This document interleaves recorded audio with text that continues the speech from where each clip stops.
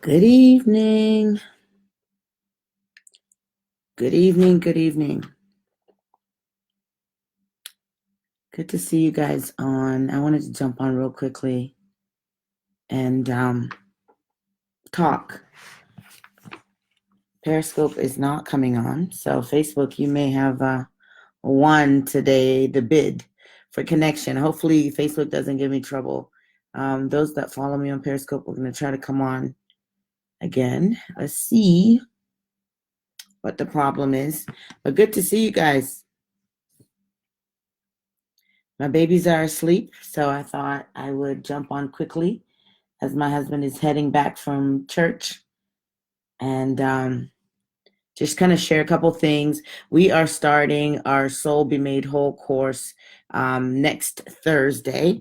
And so offense, bitterness, unforgiveness, those are all things that impact the soul, impact the way that we function. And so I just wanted to talk a little bit about what it looks like to be unoffendable, that we can live in such a way that we're not easily offended, that we're not easily thrown off. And the thing with offense is that it's connected to so many other things. So if we don't learn how to not be easily offended, we're going to cause ourselves to deal with so many other spiritual issues that are connected to it. So I'm just going to go over a couple of things concerning offense, concerning learning how to be unoffended. It is possible to be a believer and not get offended. Offense is a choice. It's very much a choice, and it's very much connected to our level of maturity. It's very much connected to our coping mechanisms. It's very much connected to our just understanding of God's heart and understanding of those that are around us. Paul talks about offense, and he talks about how he wanted to live a life in such a way that the only thing out of our lives that of his life that offended people was the gospel. And that would be amazing. However, when you're dealing with people are coming with all kinds of baggage, all kinds of issues, all kinds of previous experiences, things that they've been through. And a lot of times we tend to filter our perception of people based off of our past. We filter what people say, what people do based off of previous experiences. And so if we have any areas which are not healed or which are not whole, then the way that we filter information is not going to be healthy. And so when we're dealing with the spirit of offense, and I'm not even going to call it a spirit because we like to call things spirits because we think we could just pray them away. But when we're dealing with offense, there's some literal heart work that we have to do, and some inner searching that we have to work on in order to grow and mature so that we are unoffended. Or we become an unoffended people. And so usually when people are offended, it's because someone did something, said something, or someone did not do something, or someone did not say something, right? And so usually our offense comes from either what someone has done or didn't do, or someone has said or hasn't said. Offense oftentimes is also connected to unmet expectations. So we have certain expectations of maybe how a person should behave, or how a person should act, or what a person should do for you. And because those expectations are not met, we become angry, we become upset, and we become offended. And so there are several ways, and I don't want to jump ahead on how you can overcome being easily offended, but we want to really deal with the heart, because offense stems from having a sense of entitlement. So one of the main issues that we see when someone is struggling with easily being offended is that they're entitled. So they feel entitled that people should speak to them a certain way, or things should go a certain way, or they should be received a certain way. And when that doesn't happen, they often tend to feel like what they needed did not happen. So when a person struggles with offense, they usually usually feel like they're owed something, right? She owes me an apology. They owe it to me to treat me right. They owe it to me because I am their friend. They owe it to me because I'm a church member, right? We have this sense of entitlement that we feel like people need to behave a certain way towards us, maybe because we did something for them, maybe because we're just amazing, maybe because somewhere deep down inside we have a victim mentality that causes us to always feel like people need to do things for us or owe us something. One of the most freeing things that you could ever learn is to understand that nobody owes you anything, right?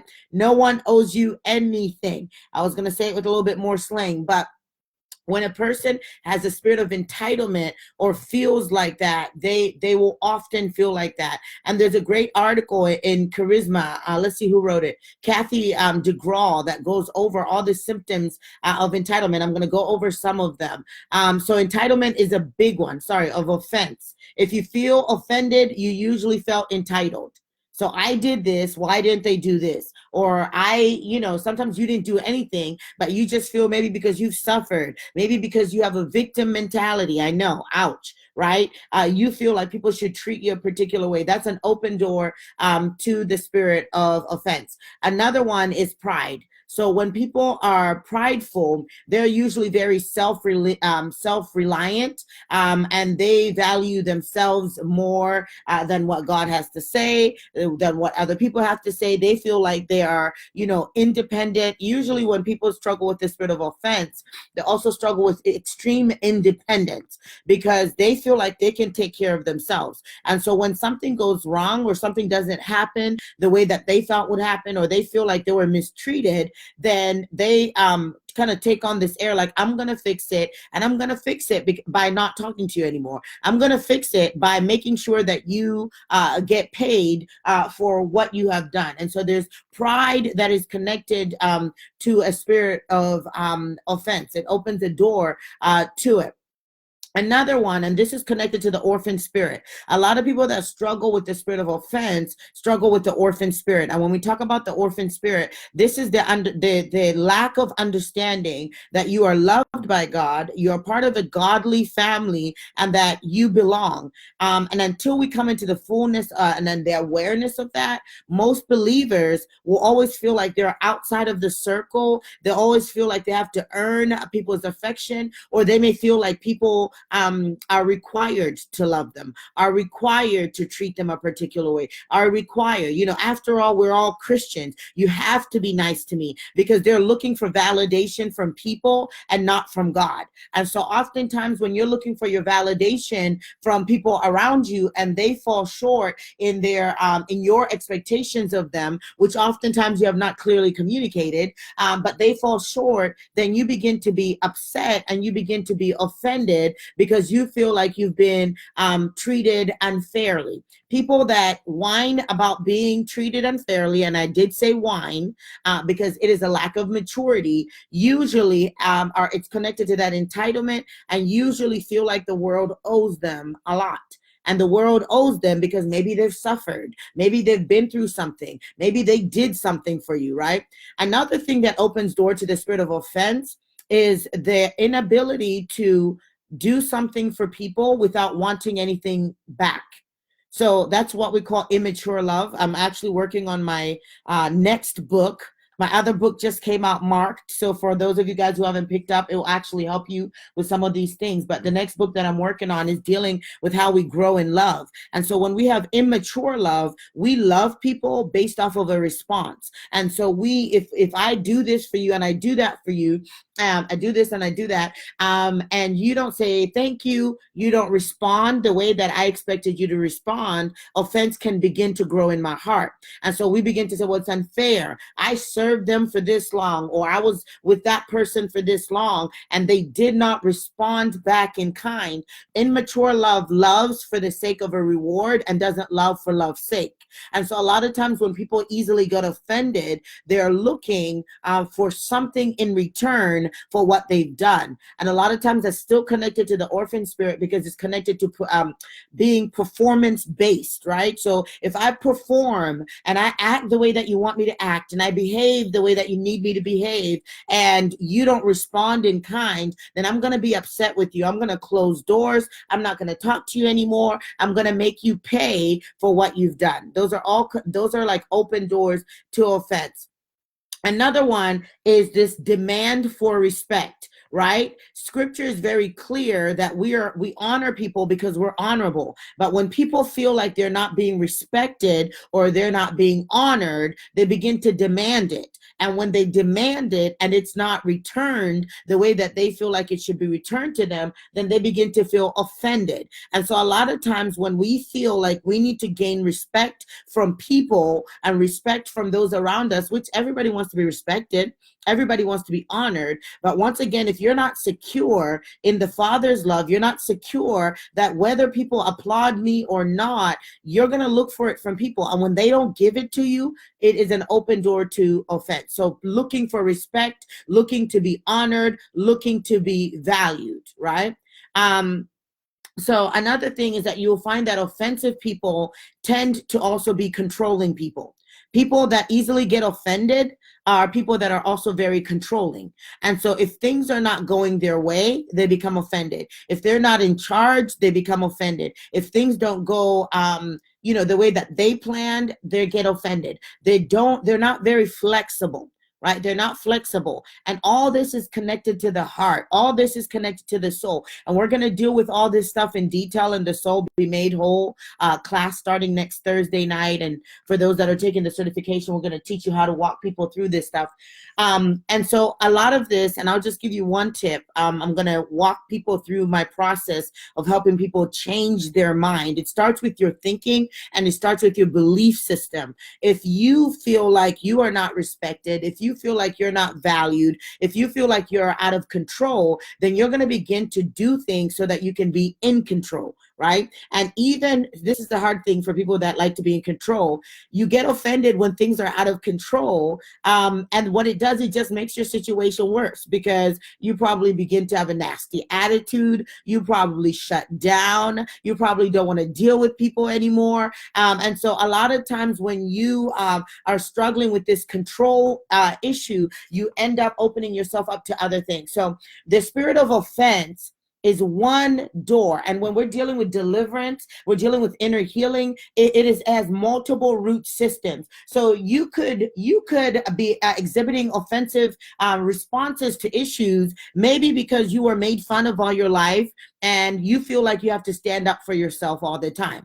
And so when people say something to correct you or say something that is constructive criticism, because you were always talked down at, that's your wound. Something happened to you. Your wound is something that that happens to you that you have no control over, right? So if you were wounded in a particular area, you create what we call defense mechanisms or even coping mechanisms. There are positive coping mechanisms and there are negative coping mechanisms. And we'll teach all this stuff in the certification course, but you create them. And so your coping mechanism might be to shut down every time someone criticizes you. Your coping mechanisms might be to shut down anytime there is some sort of conflict or when you have to speak up for yourself, because maybe you grew up in an environment where you couldn't speak up for yourself or you always had to fight. So your wound now opened a door to the spirit of offense because you get easily offended if people criticize you, or you get easily offended if you're misunderstood. So the door was because something happened. The enemy has access into your life through doors.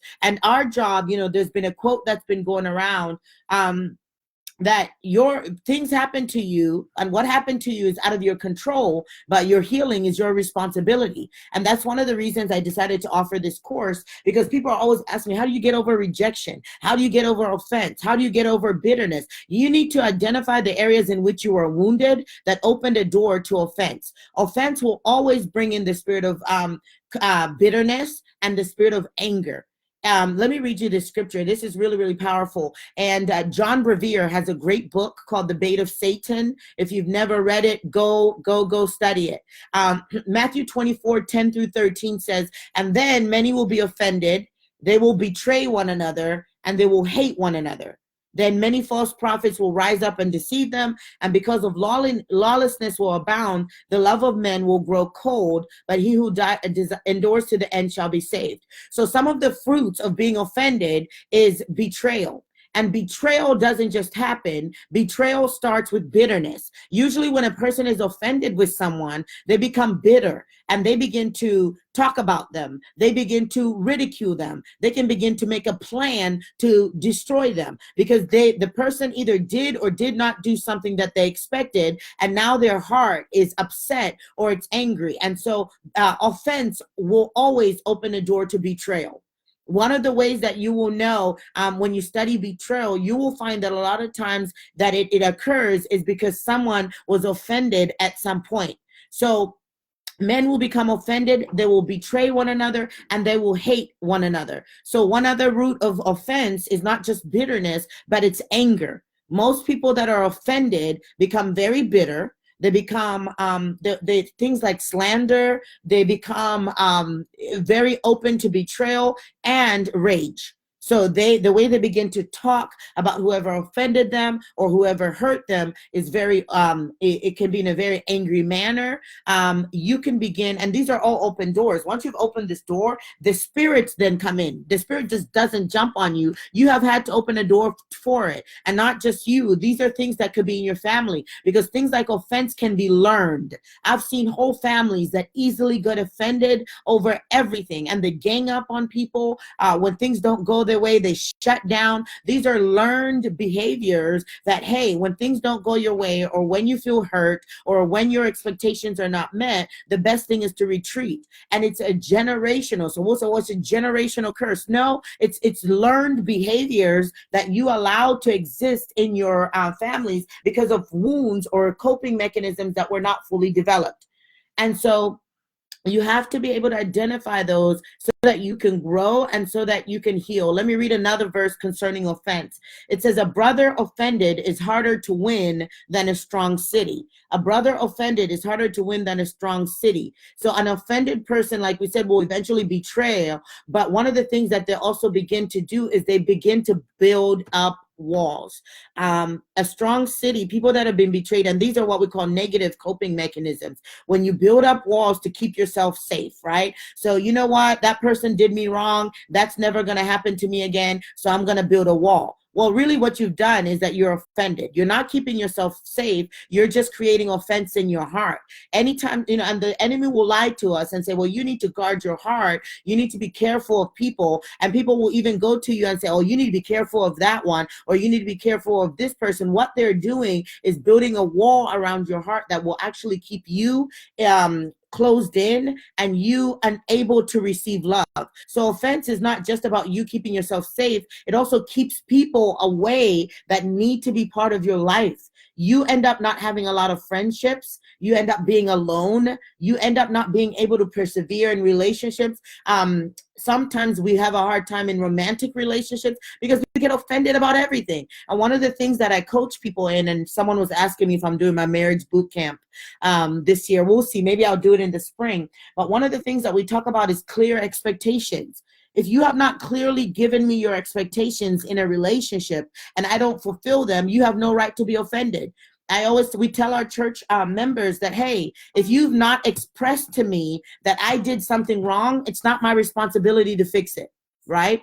And so it's really, really important that you communicate your expectations and things that have gone on in your life with people, and not think that, couples do this too. Well, they should know me by now. They should know how I think. They should know how I would react. No, you're putting false burdens on people, and it's not their responsibility. It is your responsibility in how people treat you and how people respond to you. You tell people how you want to be loved and how you want to be treated.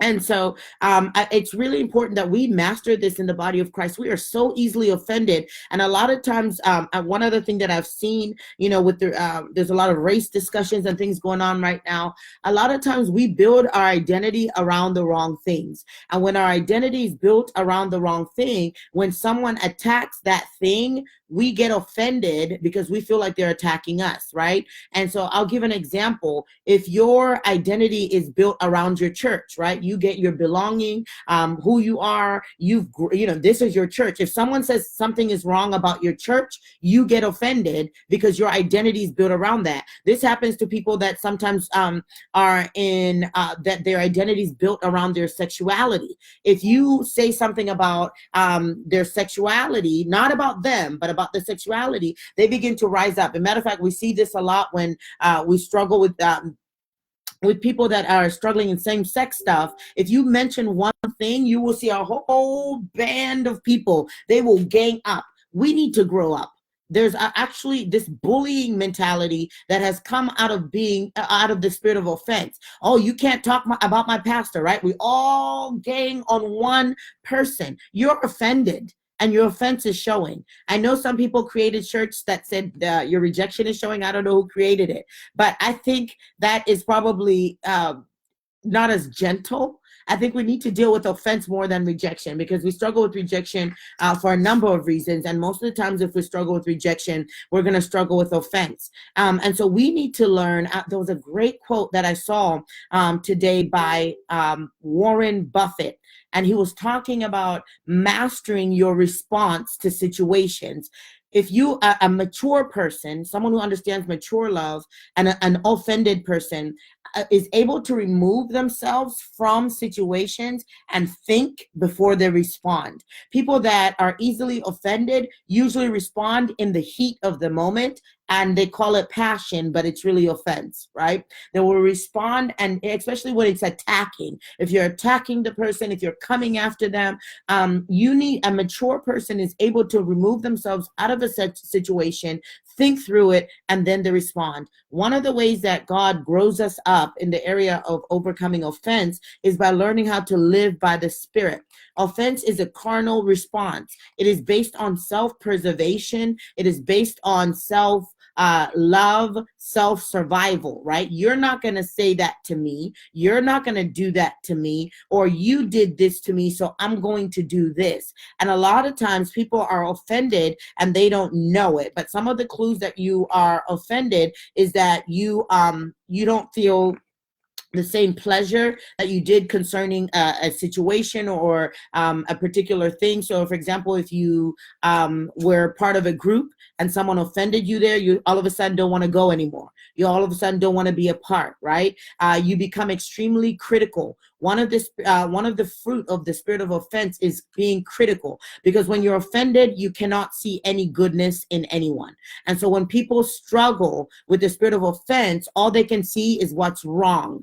And this is connected to the spirit of religion. I have seen that a lot of people that struggle with the spirit of religion are extremely religious. They don't know how to not be offended. They take everything personal because their identities are wrapped around maybe their faith. So, for example, I'm not offended that someone doesn't love Jesus. Like, if someone comments on my periscopes or Facescopes or on my Facebook and doesn't know the Lord, or even, says something about God that is not necessarily good, and they don't know God, I'm not going to be offended about that. I'm going to see that as an opportunity to share the gospel, right? Like, that's an opportunity. Now, if a person knows better, I'm not necessarily going to be offended, but I'm actually going to correct them. But some people will get offended. Oh, they're unsaved, or they're this, they're that. Get them off your Facescope. Get them. No. A person who is unoffendable learns how to see things through the lens of the Father. And the lens of the Father is always the lens of love. How can I love this person? Also, a person who's unoffendable knows how to self-evaluate. They're what we call introspective in psychology. You're able to step back and say, okay, this is what they said about me. Are any of these parts true? And the things that are true, how can I fix? And they're even able to say, hey, I heard you mention this. What can I do better to love you better or to treat you better? They don't just shut down and say, well, you don't know what you're talking about, right? A person who's unoffendable is willing to listen to another person's side, even if they don't agree with it. They can politely say, I don't agree. They don't have to become offended because someone else thinks differently. This is one of the most powerful things that we have as human beings, is giving a person the right to be who they are. And people that are offended are not able to do that. they're not comfortable with allowing a person, I shared a status a couple months ago. A lot of times the church, this is the last thing I'm going to share. The church gets offended when people are not at the same place that they want them to be, or are not processing. So for example, if someone was walking with the Lord and maybe they've lost their way, right? All of a sudden we just shut them down. We don't talk to them. They're crazy. They've lost their way. We are not able to connect with them anymore. And the thing is, we're really offended that they're not what we wanted them to be. And sometimes we put expectations on people. This has happened. This happened in my friendships several years ago. Some of my friends got offended because I was not where they wanted me to be. They didn't like who I was becoming.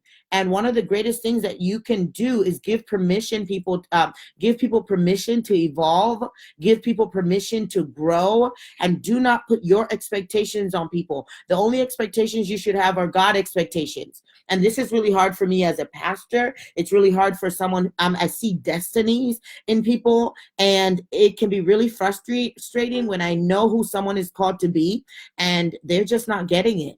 And they're not maybe moving as fast as I would love for them to move, or they're behind in what God has called them to do. My job is not to hurry them along. My job is to give them permission to process through whatever they're processing, and pray for them and be consistent in their life. That doesn't mean you just say, oh, it's okay, keep drinking. It's okay, keep clubbing, right? But one of the ways that you know you're unoffendable is that you don't let the faults of other people trip you up. And an unoffendable person does not let the faults of other people trip them up. But a person who's easily offended cannot take the weaknesses of other people, cannot take the mistakes. And that's why it's connected to the spirit of religion, because the spirit of religion creates this lie that we have to be perfect and we have to get it together, or we have to hide it. And so you will see that religious people are very offended all the time. I mean, all the time. They were so offended with who? Wendy Williams a couple months ago. I'm like, really? We're so carnal. Like, really? I mean, I don't ever get in any of these discussions concerning some of this stupid stuff. I mean, there was a recent thing that happened at Aretha Franklin's thing, not the one with Ariana Grande, but there were some other things that people just get offended about. And you call yourself a Christian. No, you haven't learned how to love. And so unoffended people love well. They give people the permission to evolve. They don't get tripped up in other people's weaknesses, and they deal with their issues. They deal with their critical spirit. They learn to not be judgmental. They deal with pride. They examine where they've been offended or overlooked, and they deal with it. They face it head on. All right, that's all. Take the course for the rest of the stuff. I'll take it maybe like 3 questions, and then I'll go from there. Well, okay. Someone says folks don't express their boundaries but are offended when they're crossed. Well, if your boundaries are only in your head, who can know them? Yeah, it's true. Now, there are what we call social boundaries and social cues, right? Things that we should know that, certain things you just don't do. But for example, some people that have mother wounds or weren't mothered or fathered don't know boundaries. They don't know when they're talking too much. They don't know when they're being too pushy. They don't know. And that's not the only reason. There's other reasons why people don't know these things. Maybe they weren't taught it, right? A person who's unoffendable is going to be able to discern the heart of God and say, oh, they do this because of this. And they're not going to be offended that this person is pushing the boundaries. They're going to be able to say, hey, I need you to give me some space, or you may not know this, but when you do this, it's a little bit uncomfortable for me. So an unoffended person is also a very teachable person. And a person who's unoffendable is one that is also willing to teach other people and does not put expectations on people that are not reasonable. All right. Oh, someone said your rejection is showing is actually a book written by someone. Oh, okay. Humility is willing to listen to the other side. Okay. Any questions on offense, on bitterness, on anger? These are all byproducts of offense. Offense always leads to betrayal. It always does. Let me give you an example real quickly. I got to go though. Judas, he was offended. Judas was offended that Mary would take that beautiful oil and that perfume that cost so much money and pour it on Jesus's feet. I'm not saying that that's the only reason why he betrayed Jesus, but there was a door of offense that had entered in, and I'm sure he was offended with Jesus a lot of times because he had an orphan heart. So, all right. Any other questions? Is the spirit of offense, orphan spirit, commonly sexually abused? Yeah, so the orphan spirit, every believer struggles with it until you have the realization of sonship. But a lot of times when you have gone through sexual abuse, that's a huge devastation. And so your understanding of who you are, your understanding of who God is, your understanding of safety, your understanding of trust is all jacked up. And so you will often behave in ways that is to preserve yourself and to keep yourself safe. And that's definitely something that you need to process through, and you need to definitely get some inner healing for. So sign up for the class if you're able to. All right. Any other questions on offense? You can be unoffendable. How do you keep from being offended when someone walks away? Oh, give them the permission to walk away. You control you don't control other people. And so if someone chooses to not value your relationship, then the issue is not necessarily with you, the issue is with them. A lot of people that get offended easily internalize everything. They always look at every situation as it being their issue. But if somebody walks away, so for example, if I have an aunt with a friend and I go to them and I try to reconcile and they don't want to reconcile, and I have asked for forgiveness and I've tried to reconcile and they walk away from that relationship, my job is to keep my hand open for them to come back. But my job is not necessarily to chase after them to make them come back. And I don't have any right to be offended by me being offended at them walking away, I'm now limiting their ability to choose what they want to do. And so a mature person says, you know what, you have the right to walk away. We haven't resolved it, but I'm going to give you that permission to do that. And I'm going to still choose not to be offended. My heart is still open towards you. My hand is still open. And when you're ready, I will deal with it. All right.